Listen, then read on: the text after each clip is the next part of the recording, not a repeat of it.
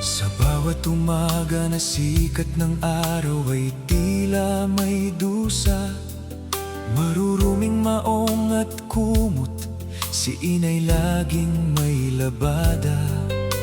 Kinukuskos ang dumi ng iba ng may sipag at tiyaga. Ngunit ang kinikita niyang kaunting barya ay hindi sapat sa kanila.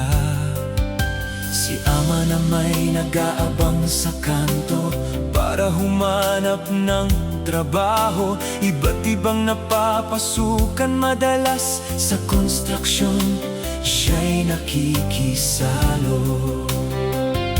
Paiba-iba ang kinikita, kahit siya'y napapagod ng labis. Isang kahig, isang tuka, sa gutom ay nagtitiis.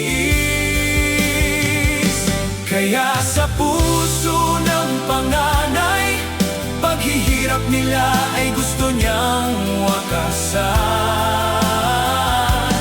Dahil hindi na matiis ang kahirapan nilang nararanasan. Isang banyagang mayaman ang kanya nang hinahanap, kaya't mga larawan niya'y sa social media ay nakakalat, upang ang pamilya ay may ahon sa hirap.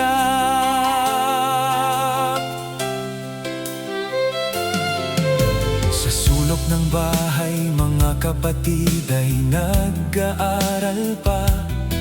Gabi-gabi ang gawa ng assignment nila. Sulat dito, basa doon, kahit walang liwanag ng lampara. Pangarap nilang magbago ang buhay at magkaroon ng pag-asa. Hindi bawal mangarap ng ginhawa sa ibang kandungan, kung ito ang tanging susi sa luhang pinapasan.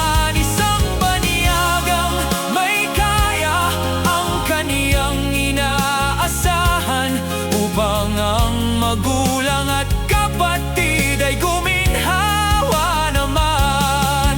Tinitingnan ng bukas na may ngiti at pag-asa, na ang banig ng hirap ay mapapalitan.